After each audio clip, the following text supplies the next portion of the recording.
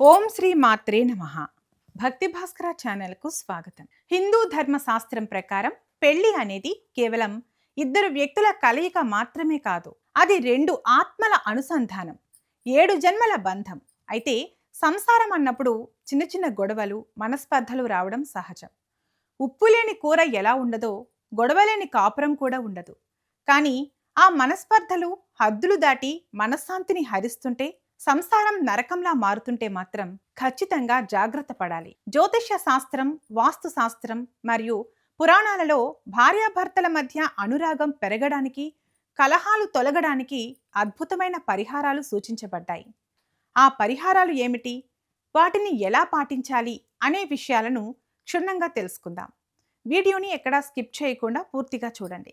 అసలు గొడవలు ఎందుకు వస్తాయి? జ్యోతిష శాస్త్రం ప్రకారం భార్యాభర్తల బంధానికి ప్రధానంగా 3 గ్రహాలు కారణం. మొదటగా శుక్రుడు. శుక్రుడు ప్రేమ, అన్యోన్యత మరియు దాంపత్య సుఖానికి కారకుడు. శుక్రుడు బలహీనంగా ఉంటే దంపతుల మధ్య ఆకర్షణ తగ్గుతుంది. రెండవది కుజుడు. కుజుడు కోపం, పౌరుషం మరియు మొండితనానికి కారకుడు. కుజదోషం ఉంటే చిన్న చిన్న విషయాలకే పెద్ద గొడవలు జరుగుతాయి. మూడవది గురువు. గురువు వివేకం మరియు బంధాన్ని నిలబెట్టే శక్తిని ఇస్తాడు. జాతక చక్రంలో 7వ ఇల్లు మరియు 8వ ఇల్లు దోషపూరితంగా ఉన్నప్పుడు మనస్పర్ధలు వస్తాయి. ఆది దంపతులైన పార్వతీ పరమేశ్వరులు మనందరికీ ఆదర్శం. వారిద్దరూ కలిసి ఉన్న అర్ధనారీశ్వర తత్వాన్ని ధ్యానించటం వల్ల దంపతుల మధ్య ఏకత్వం సిద్ధిస్తుంది. ప్రతి సోమవారం శివాలయానికి వెళ్ళి శివలింగానికి అభిషేకం చేయాలి. భార్యాభర్తలు కలిసి ఈ పూజ చేస్తే మరింత శ్రేయస్కరం. ఓం ఉమామహేశ్వరాభ్యాం నమః అనే మంత్రాన్ని రోజుకు 108 సార్లు జపించండి. భార్యను ఇంటి మహాలక్ష్మిగా భావిస్తారు. శుక్రుడు బలహీనంగా ఉన్నప్పుడు గొడవలు పెరుగుతాయి. ప్రతి శుక్రవారం ఇంట్లో మహాలక్ష్మి అమ్మవారికి పూజ చేసి పాయసం నైవేద్యంగా పెట్టాలి. ముత్తైదువులకు తాంబూలం ఇవ్వడం వల్ల శుక్రుడి అనుగ్రహం లభిస్తుంది. భార్యాభర్తలు ఇద్దరూ కలిసి సత్యనారాయణ స్వామి వ్రతం చేసుకోవడం వల్ల ఇంట్లో ఉన్న నెగిటివ్ ఎనర్జీ తొలగిపోతుంది. లవంగాల పరిహారం. ఇది చాలా శక్తివంతమైన పరిహారం.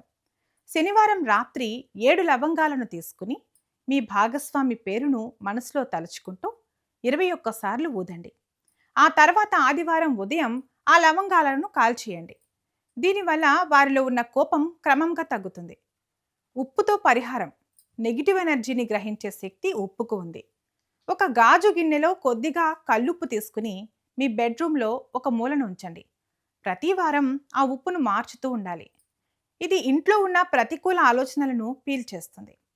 పరిహారాలు దైవ బలాన్ని ఇస్తే మన ప్రవర్తన బంధాన్ని బలపరుస్తుంది. కనీసం రోజుకు ఒక పూట భార్యాభర్తలు కలిసి కూర్చుని భోజనం చేయాలి. దీనివల్ల కమ్యూనికేషన్ గ్యాప్ తగ్గుతుంది. ప్రతిరోజు సాయంత్రం ఇంట్లో కర్పూరం వెలిగించండి. కర్పూర వాసన మనసులోని ఒత్తిడిని తగ్గిస్తుంది. ప్రతిరోజు ఉదయం ఇంటి గుమ్మానికి పసుపు నీరు చల్లటం వల్ల బయటి దుష్ట శక్తులు ఇంట్లోకి ప్రవేశించవు.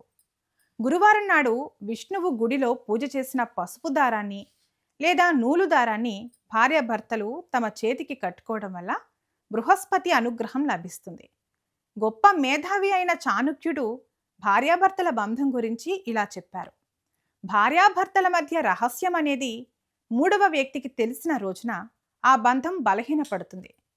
నేను చెప్పిందే జరగాలి అనే అహాన్ని విడనాడాలి.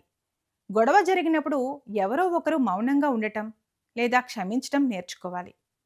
పాత విషయాలను పదే పదే గుర్తు చేయడం వల్ల గొడవలు పెద్దవవుతాయి.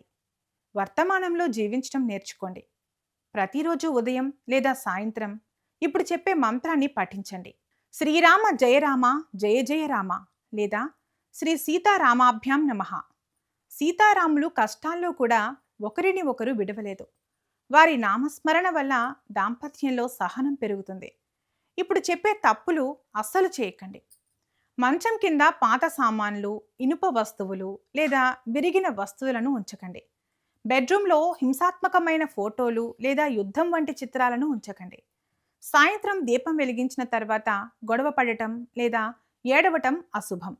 భార్యాభర్తల బంధం అనేది ఒక అందమైన ప్రయాణం. ఇందులో ఎత్తుపల్లాలు సహజం. ఇప్పుడు చెప్పిన పరిహారాలు మీలో సానుకూల శక్తిని నింపుతాయి. కానీ అన్నింటికంటే ముఖ్యమైనది పరస్పర గౌరవం. ఒకరిని ఒకరు అర్థం చేసుకోవడం, గౌరవించుకోవడం ఎక్కడ ఉంటుందో అక్కడ ఆ సత్యనారాయణ స్వామి కటాక్షం ఎప్పుడూ ఉంటుంది. మీ ఇంట్లో చిన్న చిన్న గొడవలు ఉన్నా ఈ మాఘమాసంలో ఇప్పుడు చెప్పిన శివపార్వతుల ఆరాధన ప్రారంభించండి. ఫలితం ఖచ్చితంగా ఉంటుంది. మీరు ఏ రాశికి చెందినవారో కామెంట్ చేయండి. మీ రాశి ప్రకారం భార్యాభర్తల మధ్య సఖ్యత పెరగడానికి నిర్దిష్ట పరిహారాలను మేము వివరిస్తాం. ఈ సమాచారం మీకు ఉపయోగకరంగా అనిపిస్తే మరొకరికి షేర్ చేయండి.